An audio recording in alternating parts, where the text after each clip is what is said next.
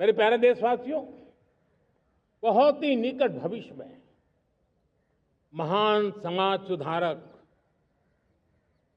महात्मा ज्योतिबा फुले जी की 200वीं जयंती आ रही है। हम उस जयंती के समारोह शुरू करने जा रहे हैं और महात्मा ज्योतिबा फुले के सिद्धांत, उन्होंने जो मंत्र दिए, उसमें हमारे लिए प्रेरणा है। पिछड़े को प्राथमिकता, पिछड़े को प्राथमिकता देते हुए हम परिवर्तन की ऊंचाइयों को प्राप्त करना चाहते हैं। हम इसके लिए परिश्रम की पराकाष्ठा करना चाहते हैं। हम पारदर्शी नीतियों के द्वारा पिछड़ों को प्राथमिकता, ये हम धरती पर उतारना चाहते हैं, हर पिछड़े के जीवन में उतारना चाहते हैं। साथियों, रेहड़ी पटरी वालों के लिए स्वनिधि योजना हो या हमारे हुनर वाले, हाथ से काम करने वाले विश्वकर्मा योजना की बात हो, आदिवासी में भी जो पिछड़े रह गए हैं उनके लिए पीएम जनधन की योजना की बात हो, हमारे पूर्वी भारत को विकास में पूरे देश के अंदर बराबरी में लाना और उनको नेतृत्व देने की दिशा में काम हो, हम सिर्फ समाज पिछड़े हो उनकी चिंता तक अटकने वाले नहीं है। जो क्षेत्र पिछड़े हैं उनको भी हम प्राथमिकता देना चाहते हैं। जो जिले पिछड़े रहे हैं हम उनको प्राथमिकता देना चाहते हैं। जो ब्लॉक पिछड़े रहे हैं उनको प्राथमिकता देना चाहते हैं। हमने 100 एस्पिरेशनल डिस्ट्रिक्ट, 500 एस्पिरेशनल ब्लॉक, उसी मिशन में काम किया है। हमने पूर्वी भारत के विकास के लिए हजारों करोड़ रुपए के इंफ्रास्ट्रक्चर के प्रोजेक्ट को बल दिया है। हमने पूर्वी भारत के जीवन को बदल करके देश की विकास यात्रा में भागीदार बनने का, मेरे प्यारे देशवासियों, जीवन हर क्षेत्र में विकास होना चाहिए। विकास के लिए खेल का भी महत्व होता है और मुझे खुशी है कि एक जमाना था जहाँ बच्चे खेल में अगर समय लगाते हैं तो माँ बाप ज्यादा पसंद नहीं करते थे। आज एकदम से उलट गया है। अगर बच्चे खेलकूद में आगे आते हैं, रुचि लेते हैं, तो माँ बाप गर्व से भर जाते हैं। मैं इसे एक शुभ संकेत मानता हूं। मेरे देश के परिवार के अंदर खेल को प्रोत्साहन का वातावरण मैं देखता हूं, मेरा मन गर्व से भर जाता है। मैं इसे देश के भविष्य के लिए बहुत शुभ संकेत मानता हूं। और साथियों, इस खेल को बढ़ावा देने के लिए हमने नेशनल स्पोर्ट्स पॉलिसी, कई दशकों के बाद हम देश में खेलो भारत नीति को लेकर के आए हैं, ताकि एक खेल जगत का सर्वांगीण विकास का प्रयास हो। स्कूल से लेकर के ओलंपिक तक हम एक पूरा इकोसिस्टम डेवलप करना चाहते हैं। चाहे कोचिंग की व्यवस्था हो, फिटनेस की बात हो, खेल के मैदान हो, खेल की व्यवस्थाएं हो, खेल के लिए आवश्यक साधन हो, लघु उद्योगों को भी खेल के साधन बनाने में मदद करने की बात हो। यानी एक प्रकार से पूरा इकोसिस्टम हम दूर दराज के बच्चों तक पहुंचाना चाहते हैं। लेकिन साथियों, जब मैं फिटनेस की बात करता हूं, जब मैं खेलकूद की बात करता हूं, तब मैं एक चिंता भी आपके सामने रखना चाहता हूं। हमारे देश के हर परिवार को चिंता करनी चाहिए। मोटापा हमारे देश के लिए बहुत बड़ा संकट बनता जा रहा है। आने वाले वर्षों में लोग, जो पंडित लोग हैं वो कहते हैं, जो जानकार लोग कहते हैं, हर तीसरे व्यक्ति में एक व्यक्ति मोटापे का शिकार होगा। हमें मोटापे से बचना है, ओबेसिटी से बचना है। और इसलिए मैंने बाकी सब करना पड़ेगा, लेकिन एक छोटा सा सुझाव दिया था कि परिवार तय करे कि जब खाने का तेल घर में आएगा 10% कम ही आएगा और 10% कम ही उपयोग करेंगे, और हम ओबेसिटी के खिलाफ लड़ाई को जीतने की दिशा में हम अपना योगदान देंगे।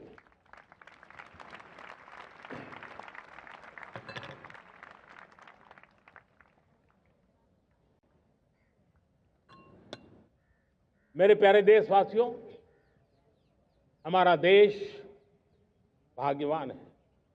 हजारों साल की विरासत के हम धनी हैं और वो हमें निरंतर ऊर्जा मिलती है, प्रेरणा मिलती है।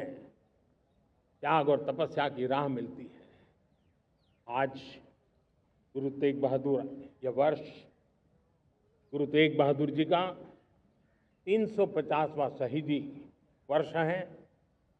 देश की संस्कृति की रक्षा, भारत के मूल्यों की रक्षा के लिए उन्होंने अपना सब कुछ न्योछावर कर दिया।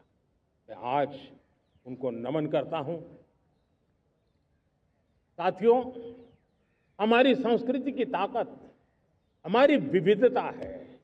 हम विविधता को सेलिब्रेट करना चाहते हैं। हम विविधता को सेलिब्रेट करने की आदत बनाना चाहते हैं। यह हमारा गौरव है कि हमारा भारत माँ का यह बगीचा कितने विविध प्रकार के फूलों से सजा हुआ है, कितनी विविधताएं हैं। ये विविधता हमारे लिए एक बहुत बड़ा हमारी विरासत है, बहुत बड़ा गौरव है। हमने प्रयागराज के महाकुंभ में देखा भारत की विविधता को कैसे जिया जाता है। एक स्थान पर करोड़ों लोग, एक ही भाव, एक ही प्राण, एक ही प्रयास, दुनिया के लिए बहुत बड़ा अजूबा है। महाकुंभ की वो सफलता भारत की एकता की, भारत के सामर्थ्य की दुहाई देती है। साथियों, हमारा देश भाषाओं की विविधता से बहुत ही भरा हुआ है, पुलकित है। और इसीलिए हमने मराठी, असमिया, बांग्ला, पाली, प्राकृत को क्लासिकल लैंग्वेज का दर्जा दिया है।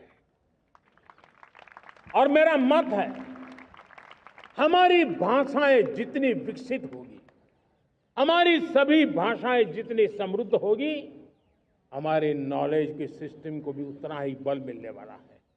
और हमारी वो ताकत है, आज जब डेटा का जमाना है ना, तो ये ताकत दुनिया के लिए भी बड़ी ताकत बन सकती है।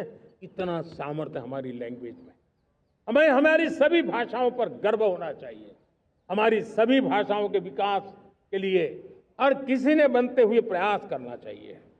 साथियों, पांडुलिपि में हमारे ज्ञान के भंडार पड़े हैं, लेकिन उसके प्रति उदासीनता रही है। इस बार हमने ज्ञान भारतम योजना के तहत देश भर में जहां भी हस्तलिखित ग्रंथ है, जहां पांडुलिपियां हैं, सदियों पुराने जो दस्तावेज हैं, उनको खोज खोज करके आज की टेक्नोलॉजी का उपयोग करते हुए उस ज्ञान की समृद्धि को आने वाली पीढ़ियों के लिए काम आए, उस दिशा में काम कर रहे हैं। मेरे प्यारे देशवासियों, हमारा स्पष्ट मत है, यह देश सिर्फ सरकारें नहीं बनाती है, ये देश राज सत्ता पर विराजमान लोग ही नहीं बनाते हैं, ये देश शासन की धुरा संभालने वाले नहीं बनाते हैं। ये देश बनता है कोटि कोटि जनों के पुरुषार्थ से, ऋषियों के, मुनियों से, वैज्ञानिकों के, शिक्षकों के, किसानों के, जवानों के, सेना के, मजदूरों के, हर किसी के प्रयास से देश बनता है। हर किसी का योगदान होता है, व्यक्ति का भी होता है, संस्थाओं का भी होता है। आज मैं बहुत गर्व के साथ एक बात का जिक्र करना चाहता हूं। आज से 100 साल पहले एक संगठन का जन्म हुआ, राष्ट्रीय स्वयंसेवक संघ। 100 साल की राष्ट्र की सेवा एक बहुत ही गौरवपूर्ण स्वर्णिम पृष्ठ है। व्यक्ति निर्माण से राष्ट्र निर्माण के संकल्प को लेकर के 100 साल तक मां भारती का कल्याण का लक्ष्य लेकर के लक्षावधि स्वयंसेवकों ने मातृभूमि के कल्याण के लिए अपना जीवन समर्पित किया है। सेवा, समर्पण, संगठन और अप्रतिम अनुशासन, ये जिसकी पहचान रही है, ऐसा राष्ट्रीय स्वयंसेवक संघ दुनिया का ये सबसे बड़ा एनजीओ है। एक प्रकार से 100 साल का उसका समर्पण का इतिहास है। आज लाल किले की प्राचीर से 100 साल की इस राष्ट्र सेवा की यात्रा में योगदान करने वाले सभी स्वयंसेवकों को आदरपूर्वक स्मरण करता हूं और देश गर्व करता है राष्ट्रीय स्वयंसेवक संघ की इस 100 साल की भव्य समर्पित यात्रा को और हमें प्रेरणा देता रहेगा। मेरे प्यारे देशवासियों, हम समृद्धि की ओर जा रहे हैं, लेकिन समृद्धि का रास्ता सुरक्षा से गुजरता है। पिछले 11 वर्षों में राष्ट्र सुरक्षा, राष्ट्र रक्षा, राष्ट्र के नागरिकों की रक्षा, इन सभी मोर्चों पर हमने पूरे समर्पण भाव से काम किया है। हम बदलाव लाने में सफल हुए हैं। यह देश जानता है कि हमारे देश का बहुत बड़ा जनजातीय क्षेत्र नक्सलवाद की चपेट में, माओवाद की चपेट में पिछले कई दशकों से लहूलुहान हो चुका था। सबसे ज्यादा नुकसान मेरे आदिवासी परिवारों को हुआ। आदिवासी माताओं बहनों ने अपने सपने के होनहार बच्चों को खो दिया। नौजवान बेटे गलत रास्ते पर खींच लिए गए, भटकाए गए, उनकी जीवन को तबाह कर दिया गया। हमने फौलादी हाथ से काम लिया। एक समय था कभी 125 से ज्यादा जिलों में नक्सलवाद अपनी जड़ें जमा चुका था। माओवाद की चंगुल में हमारे जनजातीय क्षेत्र, हमारे जनजातीय नौजवान फंसे हुए थे और आज 125 जिलों में से कम होते होते हम 20 पर ले आए हैं। उन जनजातीय समाज की सबसे बड़ी हमने सेवा की है। और आप देखिए, एक जमाना था जब बस्तर को याद करते ही माओवाद, नक्सलवाद, बम बंदूक की आवाज सुनाई देती थी। उसी बस्तर में माओवाद नक्सल से मुक्त होने के बाद जब बस्तर के नौजवान ओलंपिक करते हैं, हजारों नौजवान भारत माता की जय बोल करके खेल के मैदान में उतरते हैं, पूरा वातावरण उत्साह से भर जाता है। ये बदलाव देश देख रहा है। जो क्षेत्र कभी रेड कॉरिडोर के रूप में जाने जाते थे, वो आज विकास के ग्रीन कॉरिडोर बन रहे हैं। साथियों, हमारे लिए गर्व की बात है, भारत के नक्शे में जिन क्षेत्रों को लहूलुहान कर दिया गया था, लाल रंग से रंग दिया गया था, हमने वहां संविधान, कानून और विकास का तिरंगा फहरा दिया है। मेरे प्यारे देशवासियों, ये भगवान बिरसा मुंडा की 150वीं जयंती का अवसर है। तब इन जनजातीय क्षेत्रों को नक्सल से मुक्त कर करके, मेरे जनजातीय परिवार के नौजवानों की जिंदगी बचा करके हमने भगवान बिरसा मुंडा को एक सच्ची श्रद्धांजलि दी है।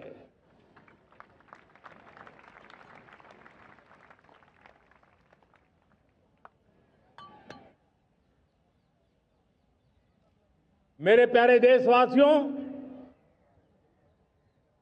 मैं आज देश के सामने एक चिंता, एक चुनौती के संबंध में आगाह करना चाहता हूं। षड्यंत्र के तहत, सोची समझी साजिश के तहत देश की डेमोग्राफी को बदला जा रहा है। एक नए संकट के बीज बोए जा रहे हैं और ये घुसपैठिए मेरे देश के नौजवानों की रोजी रोटी छीन रहे हैं। एक घुसपैठिए मेरे देश की बहन बेटियों को निशाना बना रहे हैं। ये बर्दाश्त नहीं होगा। ये घुसपैठिए भोले भाले आदिवासियों को भ्रमित करके उनकी जमीनों पर कब्जा कर रहे हैं। ये देश सहन नहीं करेगा। और इसलिए मेरे प्यारे देशवासियों, जब डेमोग्राफी परिवर्तन होता है, सीमावर्ती क्षेत्रों में डेमोग्राफी में परिवर्तन होता है, तब राष्ट्रीय सुरक्षा के लिए संकट पैदा होता है। देश की एकता, अखंडता और प्रगति के लिए ये संकट पैदा, सामाजिक तनाव के बीज बो देता है। और कोई देश अपना देश घुसपैठियों के हवाले नहीं कर सकता है, दुनिया का कोई देश नहीं कर सकता है, तो हम भारत को कैसे कर सकते हैं? हमारे पूर्वजों ने त्याग और बलिदान से आजादी पाई है, हमें स्वतंत्र भारत दिया है। उन महापुरुषों के प्रति हमारा कर्तव्य है कि हम हमारे देश में ऐसी हरकतों को स्वीकार न करें। उनकी सच्ची श्रद्धांजलि होगी। और इसलिए मैं आज लाल किले की प्राचीर से कहना चाहता हूं, हमने एक हाई पावर्ड डेमोग्राफी मिशन शुरू करने का निर्णय किया है। ये मिशन, इस मिशन के द्वारा ये जो भीषण संकट नजर आ रहा है, भारत पे मंडरा रहा है जो संकट है, उसको निपटाने के लिए तय समय में सुविचारित सुनिश्चित रूप से अपने कार्य को करेगा। उस दिशा में हम आगे बढ़ रहे हैं। मेरे प्यारे देशवासियों, कल जन्माष्टमी का पावन पर्व है। भगवान श्री कृष्ण का जन्मोत्सव देश में मनाया जाता है। साथियों, जब मुझे भगवान श्री कृष्ण याद आते हैं तो हम देख रहे हैं कि पूरे विश्व में आज युद्ध के तौर तरीके बदल रहे हैं। हमने देखा है कि भारत युद्ध के हर नए तौर तरीकों को निपटने में समृद्ध है। हमने ऑपरेशन सिंदूर में दिखा दिया है। टेक्नोलॉजी में जो भी महारत थी, पाकिस्तान ने हमारे सैन्य ठिकानों पर, हमारे एयरबेस पर, हमारे संवेदनशील स्थानों पर, हमारे आस्था के केंद्रों पर, हमारे नागरिकों पर मिसाइल्स, ड्रोन अनगिनत मात्रा में उन्होंने वार किया। देश ने देखा है, लेकिन देश को सुरक्षित रखने के जो प्रयास पिछले 10 साल में हुए हैं, उस ताकत का परिणाम था कि उनके हर हमले को हमारे जाबाजों ने और हमारी टेक्नोलॉजी ने तिनके की तरह बिखेर दी।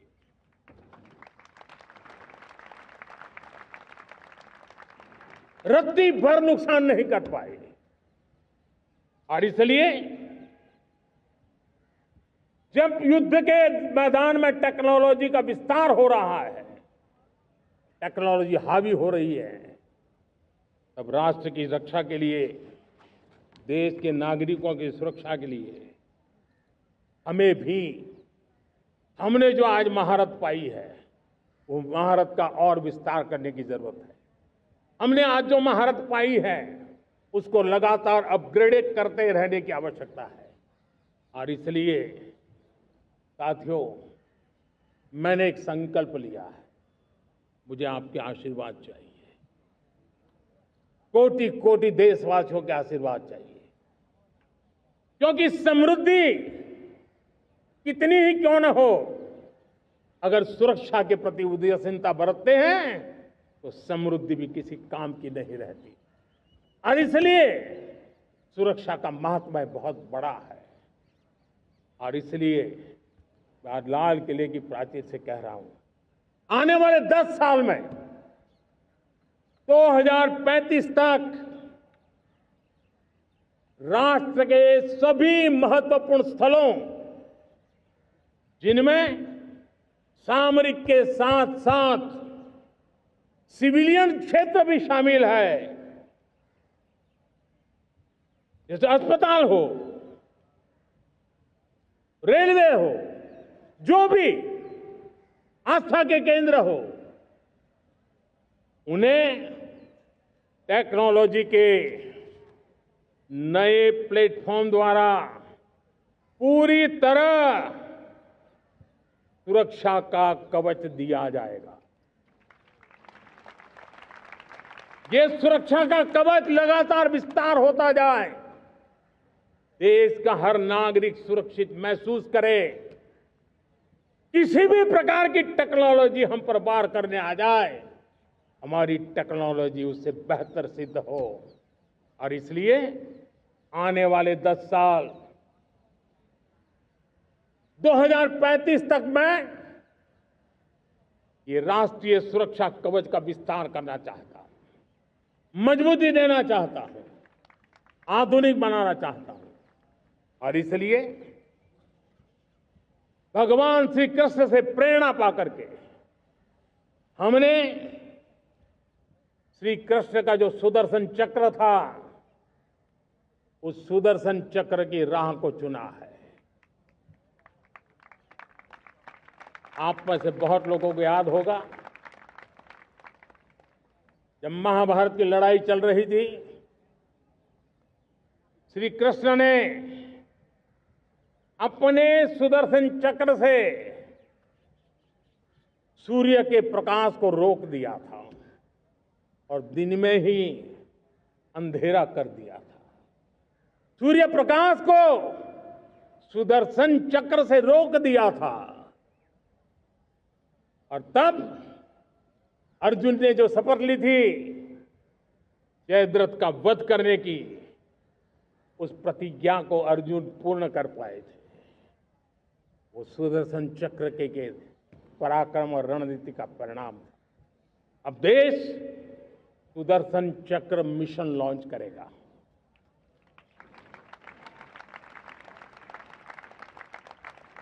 ये मिशन सुदर्शन चक्र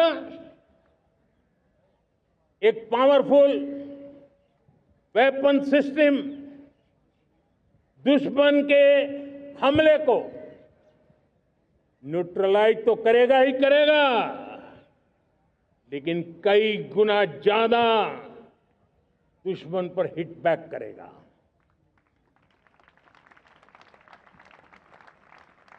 हमने भारत के इस मिशन सुदर्शन चक्र के लिए कुछ मूलभूत बातें भी तय की है। आने वाले 10 सालों में हम उसको प्रखरता से आगे बढ़ाना चाहते हैं। एक तो ये पूरी आधुनिक सिस्टम, इसके लिए रिसर्च, डेवलपमेंट, उसकी मैन्युफैक्चरिंग हमारे देश में ही हो, हमारे देश के नौजवानों के टैलेंट से हो, हमारे देश के लोगों के द्वारा बनी। दूसरा, एक ऐसी व्यवस्था होगी जो वॉरफेयर के हिसाब से भविष्य में क्या क्या संभावनाएं हैं, उसका हिसाब किताब लगा करके +1 की स्ट्रेटेजी वर्कआउट करेगी। और तीसरा, सुदर्शन चक्र की एक ताकत थी, वो बहुत ही प्रिसाइज, जहां जाना था वहीं जाता था और वापस श्री कृष्ण के पास लौट के आता था। हम इस सुदर्शन चक्र के द्वारा भी टारगेटेड प्रिसाइज एक्शन के लिए भी व्यवस्था को विकसित करने की दिशा में आगे बढ़ेंगे। और इसलिए युद्ध के बदलते तौर तरीकों में राष्ट्र की सुरक्षा, नागरिकों की सुरक्षा के लिए मैं बड़े प्रतिबद्धता के साथ इस कार्य को आगे बढ़ाने के लिए वचन देता हूं। मेरे प्यारे देशवासियों, जब हम लोकतंत्र की बात करते हैं, स्वतंत्र भारत की बात करते हैं, तब हमारा संविधान हमारे लिए सर्वोच्च दीप स्तंभ होता है, हमारा प्रेरणा का केंद्र होता है। लेकिन आज से 50 साल पहले भारत के संविधान का गला घोंट दिया गया था, भारत के संविधान के पीठ पे छुरा भोंक दिया गया था, देश को जेल खाना बना दिया गया था, आपातकाल लगा दिया गया था, इमरजेंसी थोप दी गई थी। इमरजेंसी के 50 साल हो रहे हैं। देश की किसी भी पीढ़ी ने संविधान की हत्या के इस पाप को कभी भूलना नहीं चाहिए। संविधान की हत्या करने वाले पापियों को नहीं भूलना चाहिए। और हमें भारत के संविधान के प्रति अपने समर्पण को और मजबूती देते आगे बढ़ना चाहिए। वो हमारी प्रेरणा है। मेरे प्यारे देशवासियों, मैंने इसी लाल किले से पंच प्रण की बात कही थी। मैं आज लाल किले से फिर से एक बार मेरे देशवासियों का पुनः स्मरण जरूर करना चाहता हूं। विकसित भारत बनाने के लिए न हम रुकेंगे, न हम झुकेंगे। हम परिश्रम की पराकाष्ठा करते रहेंगे और अपनी आंखों के सामने 2047 में विकसित भारत बना करके रहेंगे। मेरे प्यारे देशवासियों, हमारा दूसरा प्रण है कि हम हमारे जीवन में, हमारी व्यवस्थाओं में, हमारे नियम कानून परंपराओं में गुलामी का एक भी कण अब बचने नहीं देंगे। हम हर प्रकार की गुलामी से मुक्ति पाकर के ही रहेंगे। मेरे प्यारे देशवासियों, हम अपनी विरासत पर गर्व करेंगे। हमारी पहचान का सबसे बड़ा आभूषण, सबसे बड़ा गहना, सबसे बड़ा मुकुटमणि हमारी विरासत है। हम विरासत का गर्व करेंगे। मेरे प्यारे देशवासियों, इन सब के लिए एकता, ये मंत्र सबसे बड़ा शक्तिशाली मंत्र है। और इसलिए एकता की डोर को कोई काट न सके, ये हमारा सामूहिक संकल्प होगा। मेरे प्यारे देशवासियों, मां भारती के प्रति कर्तव्य निभाना ये पूजा से कम नहीं है, तपस्या से कम नहीं है, आराधना से कम नहीं है। और उसी भाव से हम सब मातृभूमि के कल्याण के लिए परिश्रम की पराकाष्ठा करते हुए 2047 विकसित भारत के लक्ष्य को पार करने के लिए अपने आप को अपा देंगे, अपने आप को झोंक देंगे। जो भी सामर्थ्य है, कोई भी अवसर को छोड़ेंगे नहीं। इतना ही नहीं, नए अवसरों को निर्माण करेंगे और निर्मित करने के बाद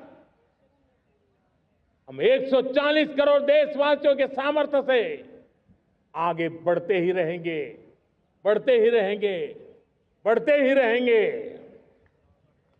मेरे प्यारे देशवासियों, हमें याद रखना है, 140 करोड़ देशवासियों को याद रखना है, परिश्रम में जो तपा है, परिश्रम में जो तपा है, उसने ही तो इतिहास रचा है।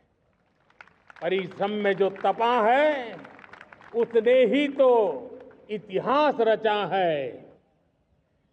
जिसने फौलादी चट्टानों को तोड़ा है, जिसने फौलादी चट्टानों को तोड़ा है, उसने ही समय को मोड़ा है। जिसने फौलादी चट्टानों को तोड़ा है, उसने ही समय को मोड़ा है। और समय को मोड़ देने का भी, समय को मोड़ देने का भी यही समय है, सही समय है। मेरे प्यारे देशवासियों, एक बार फिर आप सबको आजादी के इस महान पर्व की अनेक अनेक शुभकामनाएं देता हूं। बहुत बहुत बधाई देता हूं। मेरे साथ बोलेंगे जय हिंद, जय हिंद, जय हिंद। भारत माता की, भारत माता की, भारत माता की। वंदे, वंदे, वंदे। बहुत बहुत धन्यवाद।